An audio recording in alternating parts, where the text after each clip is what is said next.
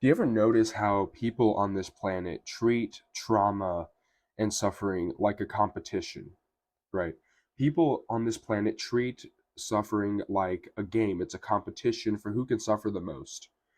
And this is something that I've recently noticed about like the way that people deal with trauma on this planet, the way that people sort of try to invalidate other people's trauma is that it's all a coping mechanism. We're all in sort of we're in sort of Squid Games on the prison planet where the goal is to see who can suffer the most, right? And I've seen this sort of response where there's two flavors of this response. So whenever you talk about your traumas, whenever you talk about like the suffering on the prison planet, when you say, hey, like I don't feel like this realm is that good, I feel like this might be either a prison planet, or it might be a realm hijacked by evil, which that's a theory that I've heard before, which I think is also valid. I think that we might be on a real planet that has been converted into a prison planet, using a prison planet system.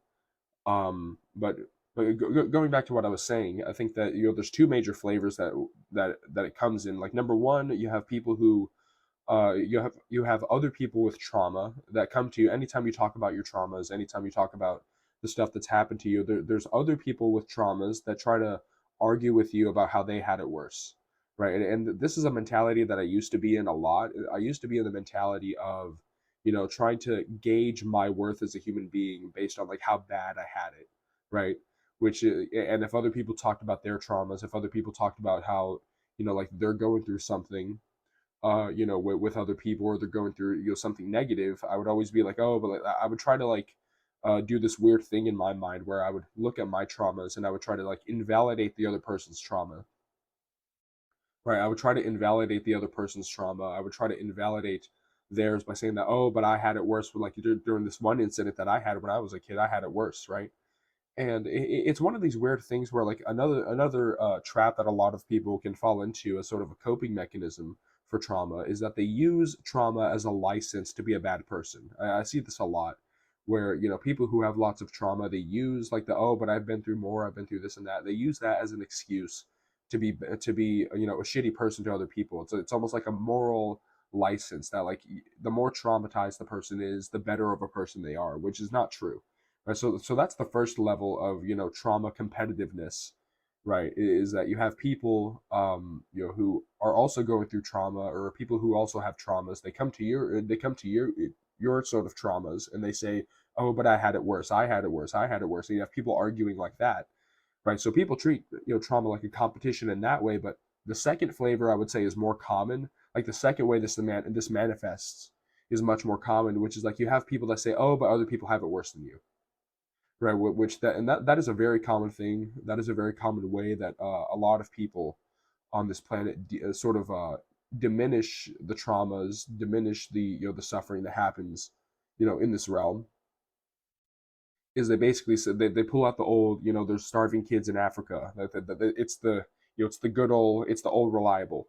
There's starving kids in Africa. There's other people that have it worse than you, right? And so there's a lot of people that will do that, and it's a very boomer-ish thing too. Like a lot of older people do this as well. Whenever younger people talk about their problems and their issues, and how like that there's problems to fix, right? And like the boomers, like a lot of the boomers will say, like, oh, but like there's other people that have it worse. There's starving kids in Africa. You need to be grateful, right? Like that's a line that a lot of people use. A lot of like new agers, a lot of people, who are older people, they'll use this like that. Oh, you should just be grateful. Just be grateful. You should be grateful for what you have, right? Because there's like you're, at least you're not in North Korea, right? And so like that is something that a lot of people will use to to get you to shut up and stop asking questions. Basically, is they'll say like, oh, but other people have it worse than you, right? Yet again, the main thing here is that trauma on this planet is treated like a giant competition. Who can suffer more? Who can go through the most trauma? Who can go through the most trials and tribulations? In order to be the whoever's the most traumatized gets to win, and they have the authority to tell other people to shut up and stop asking questions about the prison planet. But trauma is not a competition. Okay, just because someone has it worse than you doesn't mean your traumas are invalid, and just because someone Just because you see someone who hasn't gone through the traumas that you've gone through, that doesn't mean that their traumas are invalid either, right? I think that this whole game of comparison, this whole competitiveness of seeing who can go through the most trauma, I think that is a stupid thing, and it feeds into the loosh farm. It feeds into the whole harvesting of trauma and suffering. It's just like, because what happens is, like, people never process the trauma because people repress it by saying, oh, just be grateful, other people have it worse, right? Like, and so people never actually process the trauma because they're so busy in this sort of Squid Game competition of who can suffer more. And you see this is a major theme in Christianity specifically that I notice, is that divinity is equated with suffering. That, like, the more suffering you go through, the more trials and tribulations, like, it's almost like Job in the Bible, right? Like, the more trials and tribulations you can go through, like, the more you even look at, like the most obvious example is like the crucifixion of Jesus, right? Which is, like, if you look at the gory details of the crucifixion, it is like a very gruesome death. And especially if you look at like the saints, like the deaths that the saints went through, like they get crucified upside down, their skin gets peeled off or whatever, right? This is something that is romanticized in the prison planet. It's romanticized in religion that, like, suffering equals divinity. Like, the more suffering you go through, the more you get closer to God, right? Because God gives his hardest battles to his strongest soldiers, right? You've heard that line before. I'm betting that you've heard that line before. That is one of the major phrases, one of the major phrases that I've seen that sort of yet again it feeds into the suffering as a competition element to this prison planet. It feeds into, like God gives his hardest battles to his strongest soldiers, right? Like, what that is, it's basically an excuse for the suffering. It's basically saying that, like, oh, but your suffering is a good thing because that means that you're God's strongest soldier, right? There is this sort of a suffering competitiveness. Who can be the biggest, martyr? Who can be the biggest victim? Who can be the biggest, who can be the biggest loosh generator, right? It reminds me of, like the image that's coming to my mind right now is, like, you have a bunch of slaves on the plantation competing for who can pick the most cotton, right? Because because your worth as a slave is measured by how much cotton you can pick on the plantation, right?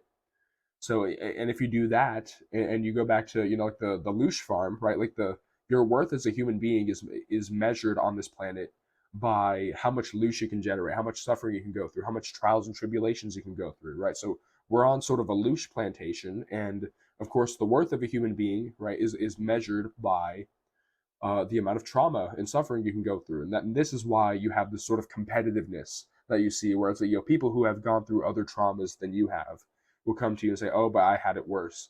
Or you'll have people that say, oh, but other people have it worse than you, so you need to stop complaining, right? It's never enough, right? It's never enough. That they want you to go through more and more before you're allowed to even complain about anything, right?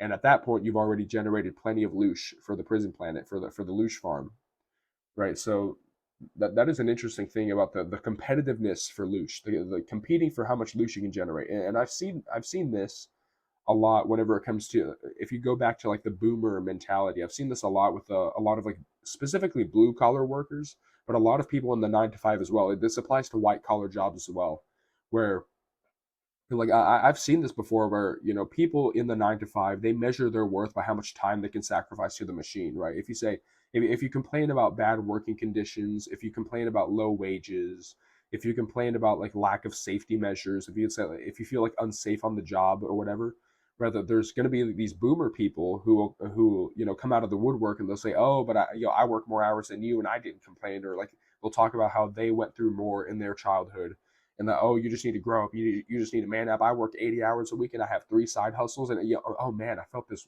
weird nerve pinch in my back yesterday, and like, I've been having back problems recently from working so hard, but oh no, I'm a real man. I'm not going to go to a doctor. I'm not going to do anything to fix it because I'm a real man, right? And, like, eating gas station food, having like a Zyn addiction, right? And you have like those kinds of people who, like, in the workplace, you see this a lot, where it's like they compete for how much time you can sacrifice to the machine. how much work you could do. Like, oh man, but I worked harder than you. I'm a veteran at this, right? Like, and you see this in white collar jobs as well. Okay, you see this in every kind of job where like the workers will compete to see who who can sacrifice more, who can work more, who's been here, who's been there the longest, who's been the most loyal to a company, right? That's a boomer thing where it's like if you're loyal to a company, they'll take care of you for the rest of your life, right? And so that's the kind of mentality of a slave, right? That's the mentality of, you're on a plantation that feeds off of your time and your energy, right? And so of course, this sort of culture of competitiveness is created. This culture of like competing for who can sacrifice the most of their time to Saturn, right? Because yet again, the 9 to 5, the 9 to 5 job, the workplace is a form of harvesting your time. And I've talked about this in previous videos where, if you work in a cubicle, you're literally in a cube of Saturn. You're in a cube and your time is being harvested, right? If you're in an office job, your time is being harvested, your energy is being harvested, your energy is sapped after the 8 hour shift, right? And so this is something that they create a culture of competitiveness where it's competing for who can sacrifice the most time, right? Because time is the thing that the office or the corporate jobs, that's the thing that they harvest. Who can work? Who can do the most for the least amount of pay? Like you have like the people who usually like and I've experienced this a lot, right? Where um I'll be the one like I'll be the only one doing my job. Like there'll be like like a bunch of other people who get paid the same as me who are like just vaping in the fridge or whatever, and I'll be the only one actually putting in like the proper work or whatever. And so but yet again, like you have like the people who compete for how much time they can sacrifice, how much energy they can sacrifice, because that's the way that the worth of a human being is measured in the 9 to 5 job. Is it's measured by your time and how tired you can make yourself, right? And so if you look at the loosh farm, right, the measure of your worth is how much loosh you can generate, which is why religions glorify suffering. Religions and spiritual doctrines, they glamorize the stuff that generates loosh. They glamorize trauma.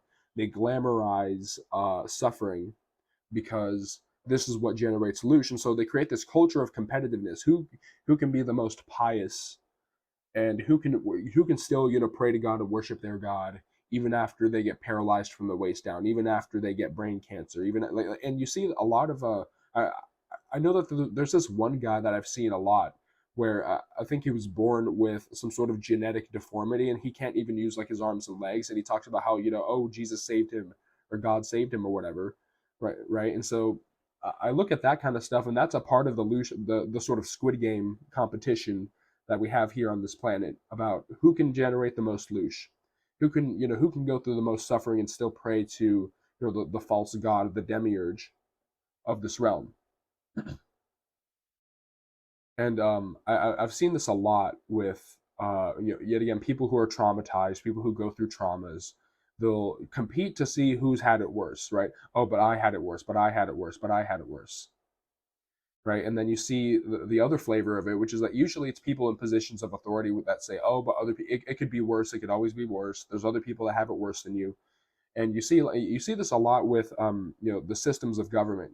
And also I'll say this also is that tolerance is not a virtue. Virtue is measured by intolerance, right? Virtue is not measured by how much you can tolerate, right? Which is why a lot of like these boomers and a lot of these people who sacrifice themselves to the 9 to 5 for a corporation, right? Like, there's this saying about the 9 to 5, like the only people who will remember how much time you were at the office is your family, right? So um, but you have a lot of these people who they talk about how tolerating stuff, being tough, right? Being tough and tolerating, a boot, like a boot on your neck, right? This is seen as like the virtuous thing to do that. Like if you just suck it up, Buttercup, and you don't complain, right? But every single human right, every single civil liberty that humanity has acquired or fought for has been because of complainers, people who are quote unquote entitled, people who are quote unquote complainers and whiners, right? Like if the boomers existed back during the start of America, for example, if boomers existed back then, they would 100% be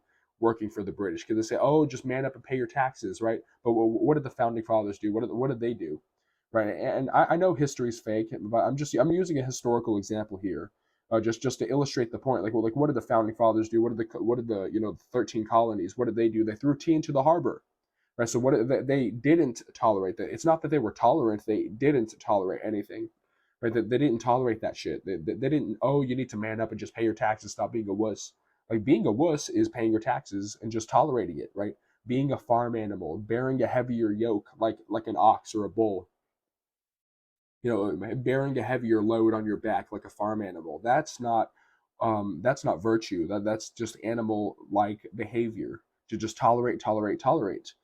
Um, so that's something that I definitely wanted to say in relation to this. But going back to the original subject of this video, people on this planet will treat trauma like a competition. They'll treat suffering like a competition. Who can suffer more, right? And this extends into the way that religion glamorizes trauma and suffering as trauma equals divinity, trauma equals suffering, trauma equals you're getting closer to God.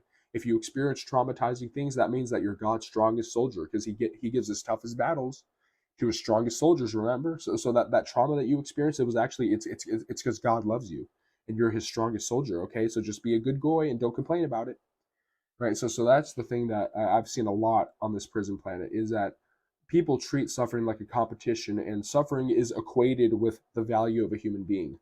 The more shit you've gone through, the more traumas that you've gone through, people treat this as like the metric of like the worth of a human life. And it's never enough. You notice this, it's never enough. Oh, but other people have it worse than you, right? So come back to me when you've gone through more traumas, right? It's never enough for them. It's never enough for the prison planet. Like whatever traumas you've gone through, it's never enough, because there's always someone who has it worse, right? There's always someone who has it worse than you. There's always someone who has gone through more, severe traumas than you have, which is true. But that does not make your traumas invalid. Just because someone has worse traumas than you doesn't mean that your traumas are invalid. Just because someone has less traumas than you doesn't mean that their trauma is invalid. We need to stop treating suffering and trauma like a competition, and we need to just acknowledge that we're all in this prison planet. We're all in this buffet of suffering together, and we need to stop treating it like a competition, because that all that does is it generates more loosh. All that does is it represses trauma, and it doesn't allow people to process it in a way where they can actually be able to get over it, because people get deeper into the trauma because it's a competition, right? Instead of just being able to process it and being able to let go of it eventually.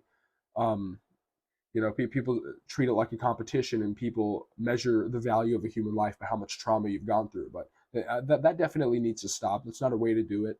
And I know it's a coping mechanism, and I've experienced that before. But trauma is not a competition, right? But yeah, that's the video.